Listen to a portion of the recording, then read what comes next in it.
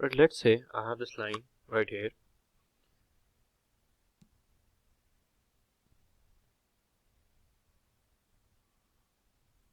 This is y-axis and this is my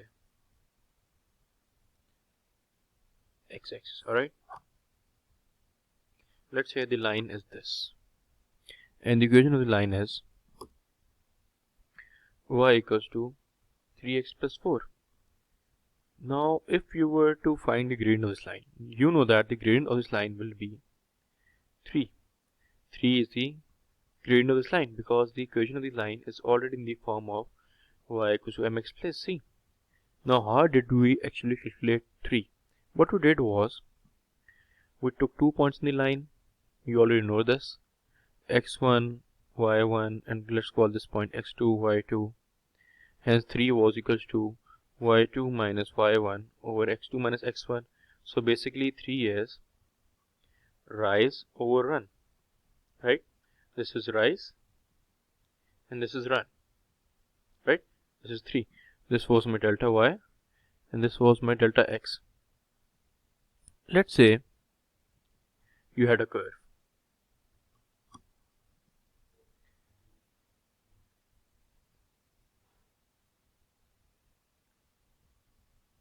This is the y-axis of the curve, right? And this is the x-axis, right? And let's say the curve was a parabolic curve.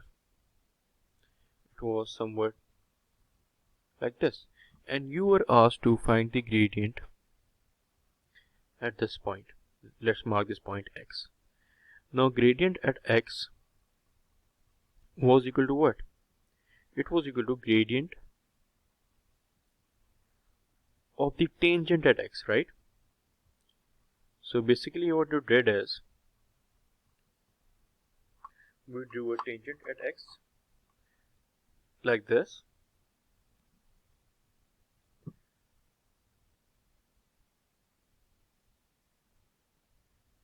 We took 2 points in the tangent. Let's name this point as x1, y1. And let's name this point right here as x2, y2. Right? Now gradient at x was equal to the gradient of the tangent at x. So this was y2 minus y1 over x2 minus x1. Right? So basically what we're doing right here is, I can write this in this manner.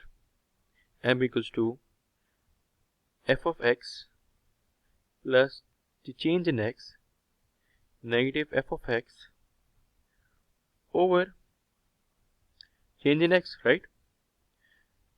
This will give me y2 and this term will give me y1, and this was the change in x.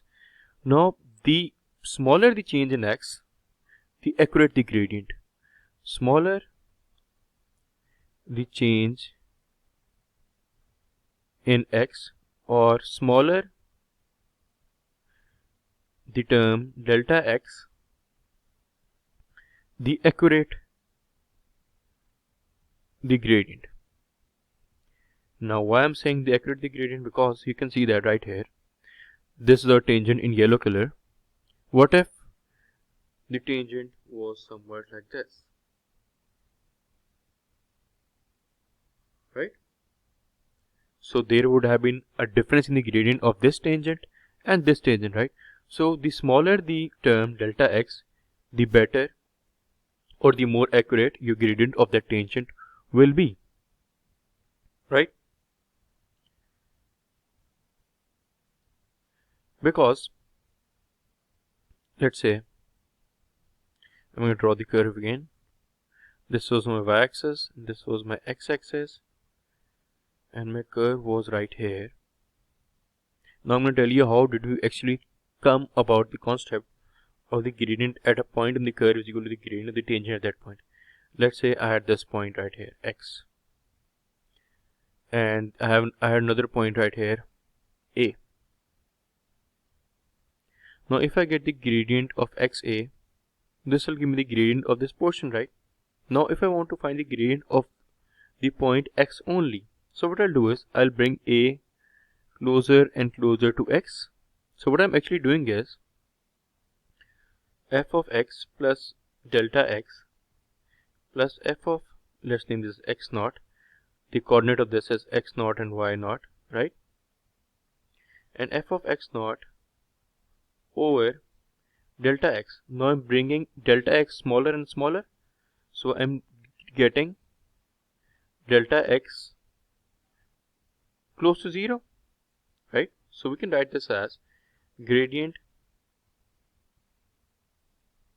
at x equals to limit delta x approaches to 0 f of x naught plus delta x plus f of x naught over delta x. So that's how you actually find the gradient at a point on the curve, alright, which is somewhat equal to the gradient of the tangent at that point. So this is the true concept behind this. This formula is the true concept, true logic behind finding the gradient at a point on the curve, right? So now, what is differentiation? What is a derivative? So if you want to find the gradient of a curve, and you take the derivative of the equation of the curve, the derivative of the equation of the curve will give you such a formula, which will be the gradient formula of the curve. Let's say I have a curve. I'm going to explain this. Y equals to 2x cubed plus 4x. Now the derivative of this curve is, you'll learn how to take this later on, 8x squared plus x. This is written as f of complement of x equals to 8x squared plus x, or this can also be written in the form of y of complement equals to 8x squared plus x. This means derivative of y, this means derivative of the function f of x, and f of x was this, right? Now this thing is the gradient formula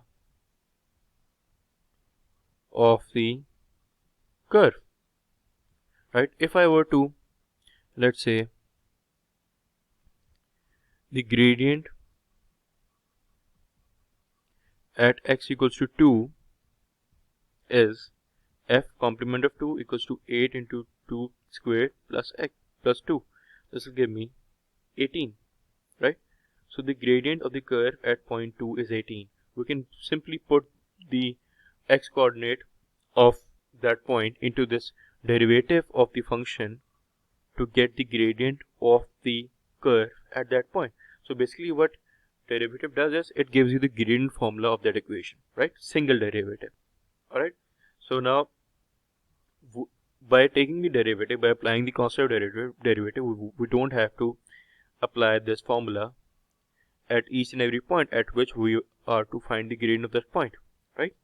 Now, how to apply derivative, what is differentiation, we'll learn about this in the next lecture.